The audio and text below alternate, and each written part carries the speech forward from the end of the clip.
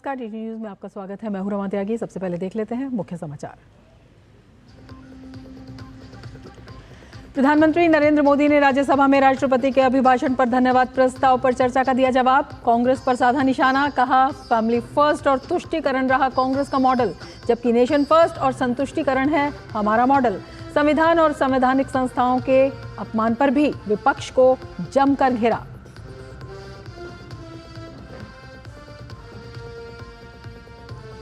विदेश मंत्री doctor S Jaishankar का अमेरिका में अवैध रूप से रह रहे भारतीयों के डिपोर्टेशन पर संसद के दोनों सदन में बयान, कहा निर्वासित लोगों के साथ दुर्व्यवहार न होने को लेकर अमेरिकी सरकार के साथ बातचीत जारी।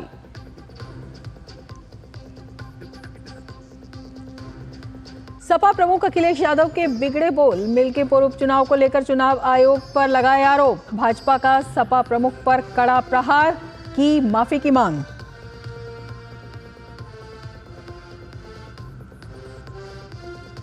नई दिल्ली में भारत और स्पेन के रक्षा मंत्रालय के बीच 5वीं संयुक्त कार्य समूह की बैठक, द्विपक्षीय रक्षा सहयोग और अन्य संयुक्त गतिविधियों पर की गई चर्चा। बैठक के दौरान प्रौद्योगिकी और आयुध उत्पादन क्षेत्रों पर बनी सहमति।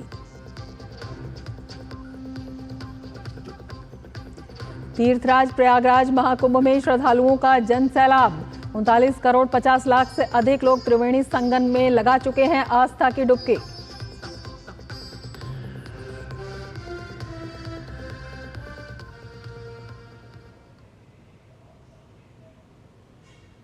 और अब विस्तार से समाचार। प्रधानमंत्री नरेंद्र मोदी ने राज्यसभा में राष्ट्रपति के अभिभाषण पर हुई चर्चा का जवाब दिया।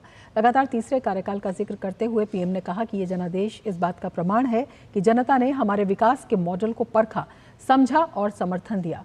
पीएम ने राष्ट्र प्रथम को अपनी सरकार की नीति बताया। पीएम ने कहा कि कांग्रेस से सबका साथ सबका विकास की अपेक्षा करना गलती होगी। कांग्रेस ने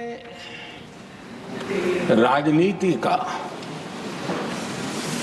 एक ऐसा मॉडल तैयार किया था जिसमें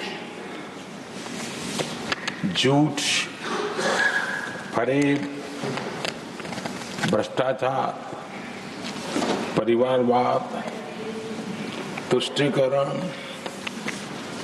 सबका गालमेल था। जहां सबका गालमेल हो वहां सबका साथ हो ही नहीं सकता।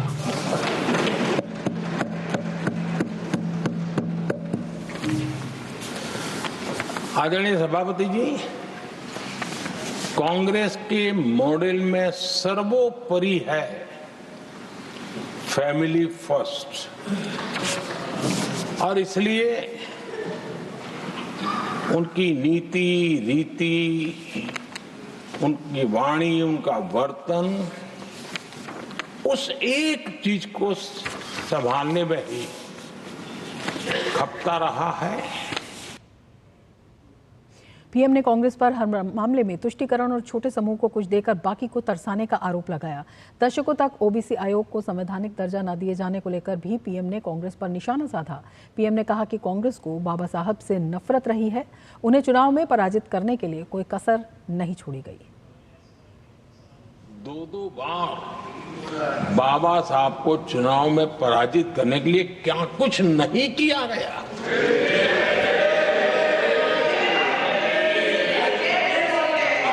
कभी भी बाबा साहब को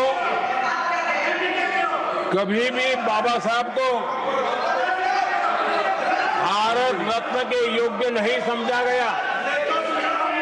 आदरणीय सभापति जी, कभी भी बाबा साहब को भारत रत्न योग्य नहीं समझा गया। इतना ही नहीं, आदरणीय सभापति जी, इस देश के लोगों ने बाबा साहब की भावना का आदर किया, सर्व समाज ने आदर किया, और तब आज मजबूरन कांग्रेस को जय भीम बोलना पड़ रहा है, उनका मुंह सूख जाता है।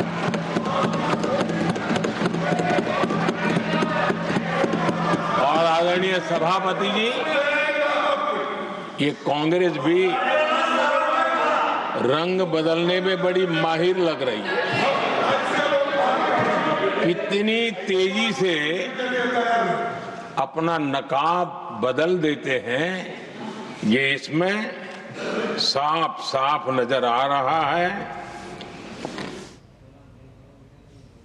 पीएम ने कहा कि आपातकाल में संविधान को बुरी तरह कुचला गया। जिन्होंने प्रतिरोध किया उन्हें सजा दी गई।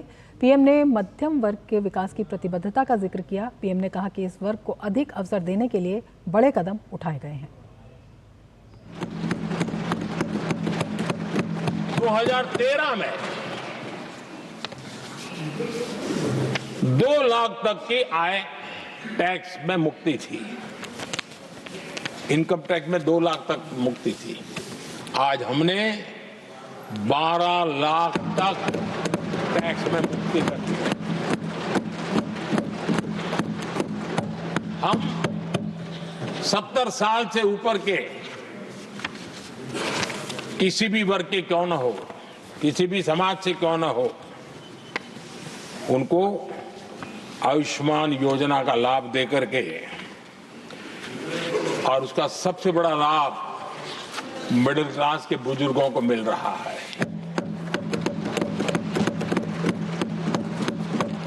आदरणीय सभापति जी, हमने देश में 4 करोड़ घर बनाकर हमारे देशवासियों को दिए, जिसमें से 1 करोड़ से ज्यादा घर शहरों में बने हैं।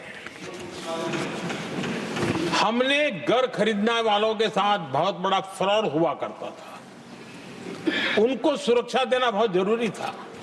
और इसी सदन में हमने रेरा का कानून बनाया है, जो आज मध्यम वर्ग के घर के सपने के खिलाफ जो रुकावटें थी, उसको दूर करने एक महत्वपूर्ण हथियार बना है। विदेश मंत्री डॉक्टर एस जयशंकर ने राज्यसभा में अमेरिका में अवैध रूप से रह रहे भारतीयों के डिपोटेशन पर बयान दिया। विदेश मंत्री ने कहा कि डिपोटेशन कोई नया नहीं है। विदेश मंत्री ने अमेरिका से अब तक भारत निर्वासित किए गए लोगों के आंकड़े भी सदन के समक्ष रखे। उन्होंने कहा कि साल 2009 में 734, साल 2010 में 799, साल 2011 में 597, साल 2012 में 530 भारतीयों को निर्वासित किया गया। उन्होंने इस संबंध में 2024 तक के आंकड़े साझा किए। विदेश मंत्री ने राज्यसभा में जानकारी देते हुए कहा कि अमेरिका में बिना दस्तावेजों के रह रहे भारतीयों को निर्वासित किए जाने की प्रक्रिया नई नहीं है और ये सभी देशों का दायित्व है कि यदि उनके नागरिक विदेशों में अवैध रूप से रह रहे हैं तो उन्हें वापस लें। उन्होंने कहा कि हम ये सुनिश्चित करने के लिए अमेरिका की सरकार के साथ बातचीत कर रहे हैं कि निर्वासित लोगों के साथ दुर्व्यवहार न हो। Engaging the U.S. government to ensure that the returning deportees are not mistreated in any manner during the flight. At the same time, the House will appreciate that our focus should be on strong crackdown on the illegal migration industry, while taking steps to ease visas for the legitimate traveler. On the basis of information provided by returning deportees about the agents and others involved, law enforcement agencies will take necessary preventive and exemplary actions. विदेश मंत्री doctor S Jaishankar ने America से भारतीय नागरिकों के deportation के मुद्दे पर लोकसभा में बोलते हुए स्पष्ट किया कि ये प्रक्रिया नई नहीं है और पिछले कई वर्षों से चल रही है। विदेश मंत्री ने सदन में 2009 से 2025 तक अमेरिका से होने वाले डिपोटेशन के आंकड़े भी प्रस्तुत किए।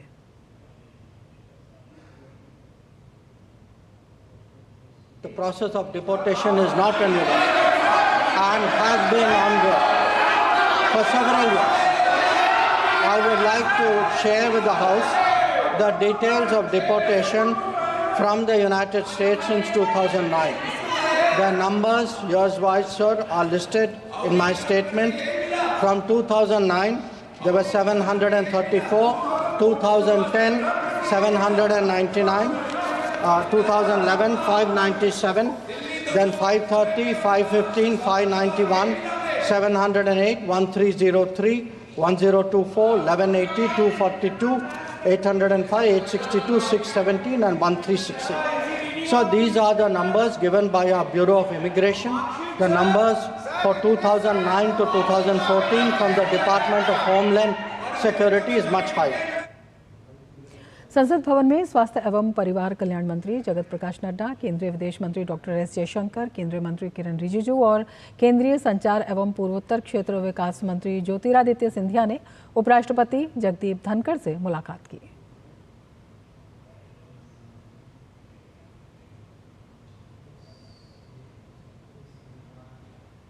बुलेटिन में फिलहाल लेते हैं एक ब्रेक। आप देखते रहिए डीडी न्यूज। MDH का किचन किंग किचन में हो तो हम सब कुछ बना सकते हैं। बैंगन का भरता, आलू गोभी, भिंडी मसाला और भी बहुत कुछ। MDH। जब धरती चीर कर निकलता है लोहे का पत्थर और मिलता है मोंगिया के जोश से, फिर तपता है, पिघलता है और बनता है फौलाद। अब होता है सरिया सारी खूबियों के साथ। मोंगिया स्टील, मजबूत देश का मजबूत सरिया।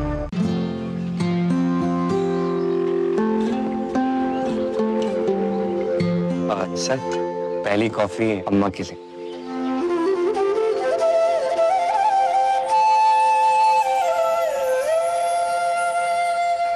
जब अपनों का साथ हो तभी होता है शुभ आरंभ।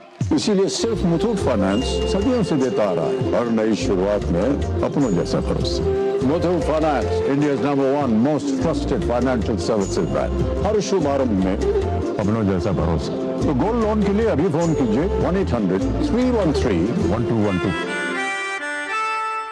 गोल्डी मसाले के 100 ग्राम के स्पेशल पैक्स में फ्रेशनेस लॉक है। ऐसे गोल्डी मसाले जहां जाएं रिश्ते बनाएं।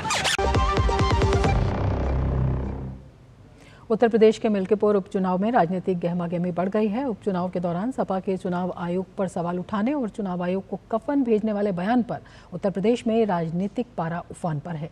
यूपी के पूर्व उप मुख्यमंत्री दिनेश शर्मा ने कफन वाले बयान पर सपा प्रमुख अखिलेश यादव पर जमकर निशाना साधा। बीजेपी सांसद दिनेश शर्मा जी हमारे साथ मौजूद हैं। सर, अखिलेश यादव ने कहा है कि चुनाव आयोग मर गया है मिल्कीपुर विधानसभा में जो उपचुनाव है उसको लेकर। अब देखिए, एक संवैधानिक पद पर रह चुके एक राजनेता के द्वारा एक संवैधानिक पद पे वर्तमान में वो भी चुनाव आयोग, उसके बारे में इस प्रकार की अगर टिप्पणी करें तो मैं समझता हूं कि लोकतांत्रिक परंपराओं का इससे बड़ा हरास कहीं नहीं हो सकता। ये जो निराशा है उसको उनको जो अपनी हार थी उसको सहज भाव में जनता की जो मान्यता थी स्वीकार करना चाहिए था कि मिल्कीपुर में वो बुरी तरह समाजवादी पार्टी हार रही है। तो इस हार को, हार जीत तो चुनाव का एक अंग है, उसको स्वीकार करना चाहिए, ना कि एक संवैधानिक पद के व्यक्ति के लिए कफन लेके आए।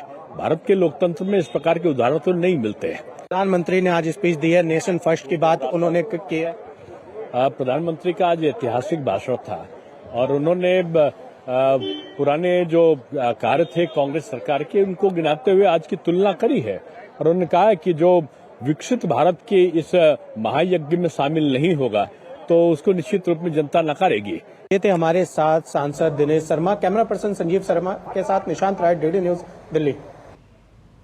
केंद्रीय गृह मंत्री अमित शाह आज छत्तीसगढ़ दौरे पर हैं। केंद्रीय मंत्री राजनांदगांव के डूंगरगढ़ में आचार्य विद्यासागर के समाधि स्थल में आयोजित विनयांजलि समारोह में शामिल हुए। इस मौके पर प्रदेश के मुख्यमंत्री विष्णुदेव साय भी मौजूद रहे। अमित शाह ने आचार्य विद्यासागर महाराज को श्रद्धांजलि अर्पित करते हुए उनके योगदान को याद किया। उन्होंने कहा कि आचार्य जी ने स्वदेशी को बढ़ावा देने के लिए गोधन चरखे के प्रयोग पर जोर दिया। स्वदेशी की भावना के लिए भी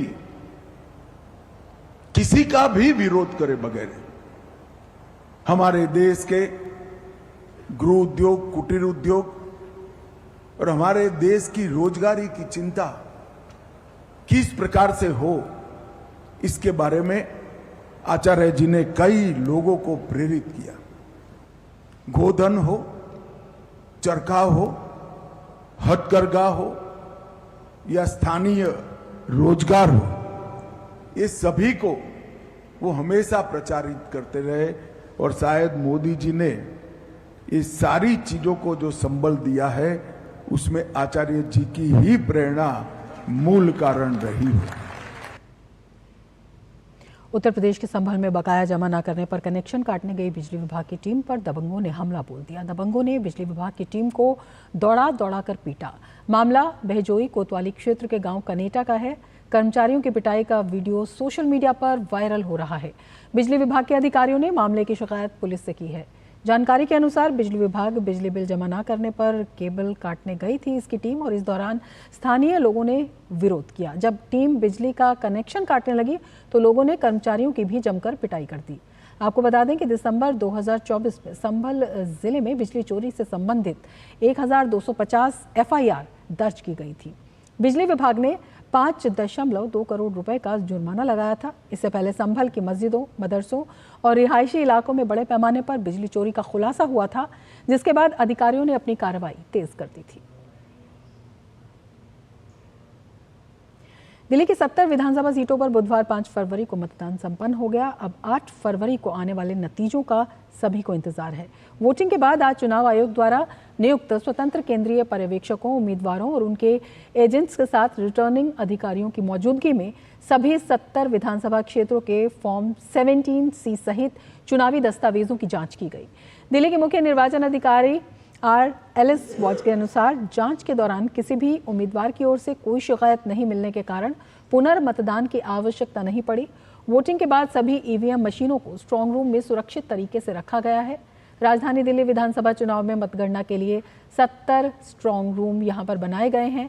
EVM मशीनों की निगरानी के लिए अलग से CCTV कैमरे की व्यवस्था की गई है। किसी भी तरह की गड़बड़ी से बचने के लिए चुनाव लड़ने वाले उम्मीदवारों के एजेंटों या प्रतिनिधियों को CCTV फीड के माध्यम से 24 घंटे स्ट्रांग रूम की सुरक्षा व्यवस्था की बारीकी से निगरानी करने की अनुमति है। 8 फरवरी को सुबह 8 बजे से वोटों की गिनती शुरू होगी। मतगणना के लिए पर्यवेक्षकों, मतगणना सहायकों, माइक्रो ऑब्जर्वर, सांख्यिकी कर्मचारियों और अन्य सहायक कर्मियों सहित करीब 5000 कर्मचारियों को तैनात और प्रशिक्षित किया गया है। और बुलेटिन में अब वक्त है एक ब्रेक का। आप देखते रहिए DD न्यूज। क्या घाटा कर दिया तूने? मैंने और नहीं तो क्या, तूने ही कहा था म्यूचुअल फंड सही है, म्यूचुअल फंड सही है। High patience. म्यूचुअल फंड ना इस मैच की तरह है, कभी रन रेट ऊपर, कभी थोड़ा सा नीचे। म्यूचुअल फंड्स की पिच पर जितना टाइम टिका रहेगा, फायदा होने के चांसेस उतने बढ़ेंगे। सही है। म्यूचुअल फंड्स में पेशेंस रखना सही है। म्यूचुअल फंड निवेश बाजार जोखिमों के अधीन है। योजना से जुड़े सभी दस्तावेजों को ध्यान से पढ़ें। It's another 6. रिचार्ज, जल्दी रिचार्ज करा। ये क्या किया? मैच तो गया। पेमेंट कैसे करेंगे? टोकनाइज कार्ड से। टोकन? हाँ, ऑनलाइन पेमेंट के लिए RBI लाए हैं टोकनाइजेशन। एक बार कार्ड डिटेल्स, OTP, CVV डालकर टोकन जनरेट कीजिए। कार्ड भी सुरक्षित और बार बार डिटेल्स भरने की नो झंझट। वही सुविधा, अधिक सुरक्षा। ऑलराउंडर। वो की मैं। RBI कहता है कि जानकार बनिए, सतर्क रहिए। गोल्डी मसाले के 100 ग्राम के स्पेशल पैक्स में फ्रेशनेस लॉक ऐसे। गोल्डी मसाले, जहां जाएं रिश्ते बनाएं। नई दिल्ली में भारत और स्पेन के रक्षा मंत्रालय के बीच 5वीं संयुक्त कार्य समूह की बैठक हुई। बैठक की सह अध्यक्षता संयुक्त सचिव अंतर्राष्ट्रीय सहयोग अमिताभ प्रसाद और रक्षा नीति महासचिव के विशेष सलाहकार ब्रिगेडियर जनरल पॉलिनो गार्सिया डिएगो ने की। इस दौरान दोनों पक्षों ने द्विपक्षीय रक्षा सहयोग गतिविधियों की समीक्षा की। साथ ही समुद्री क्षेत्र सहित कई संयुक्त गतिविधियों की योजना पर भी चर्चा की गई। दोनों पक्ष प्रौद्योगिकी और आयुध उत्पादन क्षेत्रों में अधिक ध्यान केंद्रित करने पर सहमत हुए। एयरबस स्पेन और टाटा एडवांस सिस्टम लिमिटेड मिलकर C295 परियोजना में काम कर रहे हैं।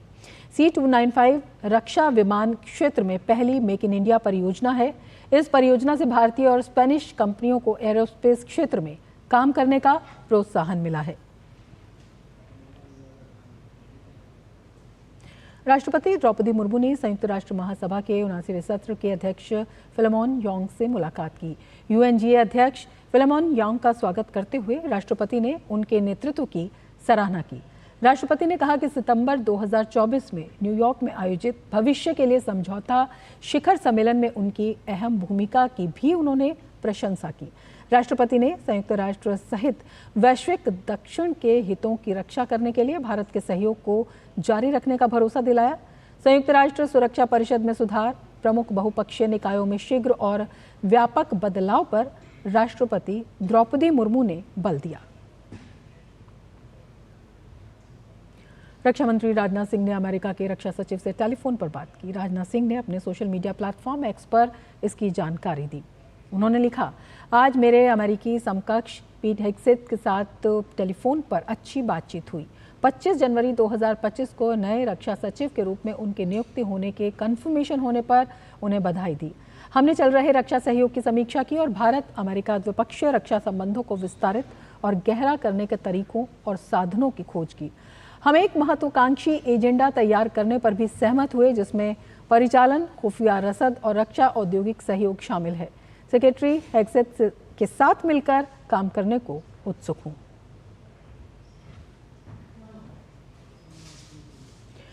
शंघाई सहयोग संगठन के महासचिव रोनाल्ड यामिकाबाओ ने भारत दौरे के तीसरे दिन सप्र हाउस में एक व्याख्यान में वे शामिल हुए। अपने संबोधन के दौरान उन्होंने सदस्य देशों के बीच भागीदारी को मजबूत करने और नए वैश्विक व्यवस्था में बदलाव के महत्व पर जोर दिया।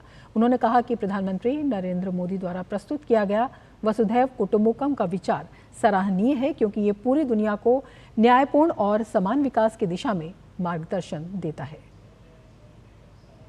The idea Vasudhaiva Kutumbakam, articulated by Indian Prime Minister His Excellency Narendra Modi, we commend India's message of striving for fair and equitable growth for all countries of the world. India continues to introduce new ideas and initiatives aimed at developing regional cooperation based on the principles of mutual respect. This invariably confirms the role of India as a reliable and strategic participant in the SCO. Rajasthan के जयपुर के मोकुमपुरा में एक सड़क हादसे में 7 लोगों की मौत हो गई। एक कार और रोडवेज बस के बीच भीषण टक्कर के कारण ये हादसा हुआ। दुर्घटना में घायल लोगों को पास के अस्पताल में भर्ती कराया गया है।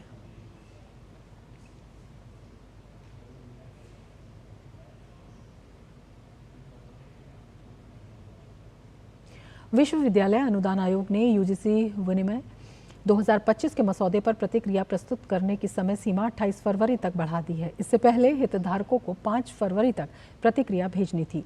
यूजीसी के नए मसौदा दिशा निर्देशों के अनुसार उम्मीदवार अब अपने द्वारा चुने गए किसी भी विषय में यूजीसी नेट उत्तीर्ण करके उच्च शिक्षा संस्थानों में संकाय पदों के लिए अर्हता प्राप्त कर सकते हैं, भले ही उनकी स्नातक और स्नातकोत्तर डिग्री अलग अलग क्षेत्रों में हो। दिशा निर्देश कुलपतियों के चयन के तरीके में बदलाव का भी सुझाव देते हैं। पात्रता मानदंड में अब शिक्षा अनुसंधान संस्थानों, सार्वजनिक नीति, सार्वजनिक प्रशासन और उद्योग के पेशेवर शामिल होंगे। इसके साथ ही इस बुलेटिन में फिलहाल इतना ही। नमस्कार।